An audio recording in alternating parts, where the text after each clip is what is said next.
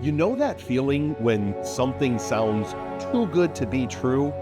Well, aging definitely changes the brain. We're all aging due to the same mechanisms. I think aging is a loss of information. We can drive aging as fast as we want forward. But this time, you really want it to be real. Well, a Harvard scientist just received FDA clearance to do something that's never been done before. There were actually genes called longevity genes, and that caused a whole ruckus. And there was this competition for what never happened, which was a Nobel Prize for this. And if you're hearing about this right now, you're probably hearing one thing. This idea that we're about to reverse aging.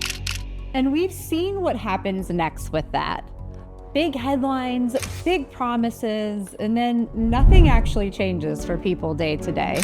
So the real question isn't whether this sounds exciting, it's what this actually means for your future and what you should be doing right now. You've probably already seen this, or at least seen people talking about it. There's this conversation with David Sinclair, who's a Harvard researcher and one of the biggest names in longevity. And it just dropped, and it's already pulling in millions of views. It's all over the place right now. People are breaking it down, reacting to it, and trying to figure out if this is actually a turning point. And that's why this matters to you. Because if this is real, it doesn't just change science, it changes the timeline you're living on. Meaning the difference between something showing up years from now or showing up while you're still healthy enough to actually use it. And before we could even talk about what this could mean long-term, we need to understand why this moment actually matters.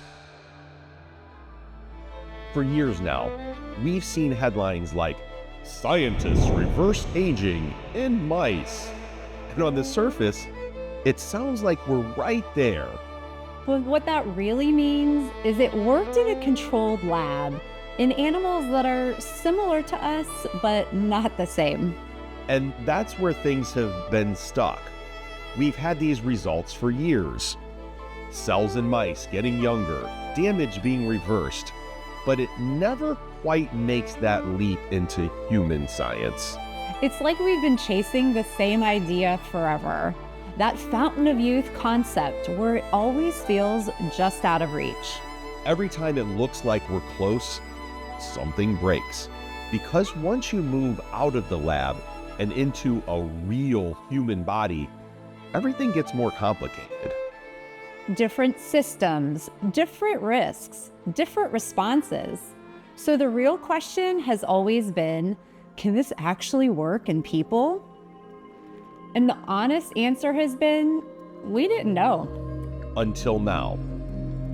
Because for the first time, this is starting to move out of the lab and into a real human trial. Which is a big shift, but it's not the finish line. This is the first real test of the idea in an actual human system. And it sounds like a breakthrough, but we're still at the very beginning of this. This isn't something that you can just sit back and wait for. It's something you still need to be around for. So before we go any further, we need to slow this down because what people think is happening right now and what's actually happening are not quite the same thing. This isn't full body age reversal. This is more like a pilot test. One small controlled system to see if the idea works at all. Specifically, they are looking at the cells in the eye, trying to get them to behave more like they did when they were younger. And the way they're doing that is by delivering specific genes into those cells to essentially reset them.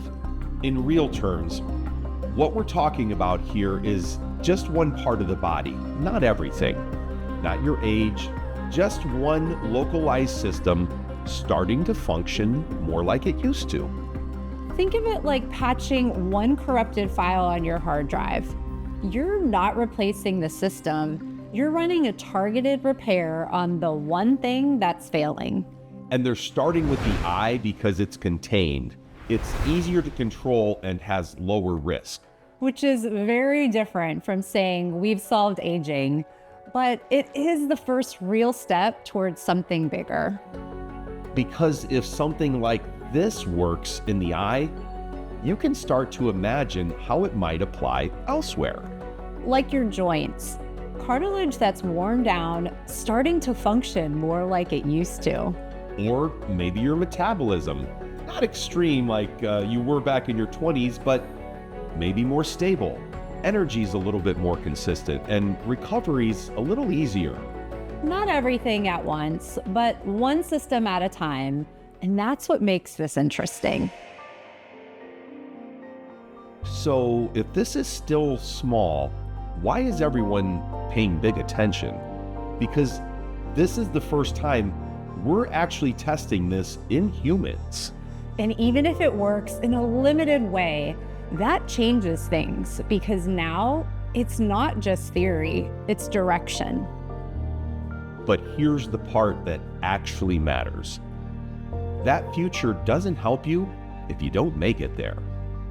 When I hear something like this, I catch myself doing the math. If this works in 8 years and I'm pushing closer to 60, then the real question becomes, am I still in position to benefit? And you've probably seen how that plays out. Someone hits their 40s or 50s, things start to shift. Energy drops, recovery slows, and they assume they've got time. But that later shows up faster than expected.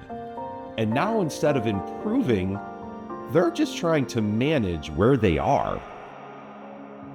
So where does that leave us exactly? Because this is where people usually get it wrong. A new breakthrough shows up, and suddenly there's a list of things you feel like you're supposed to start doing. And that's not really the point. Most people don't fall apart all at once. It happens gradually. Less energy, a little more weight, more stiffness, and eventually that just becomes your normal. And that's the version of you trying to fix it, which is a very different place to start from. So if you go back to that question, what should you actually be doing right now? For us, it comes down to one thing. Don't fall out of position. The goal isn't to chase every new thing. It's to stay in the game, healthy enough, long enough to benefit from what's coming. Because none of this matters if your body can't keep up when it gets here.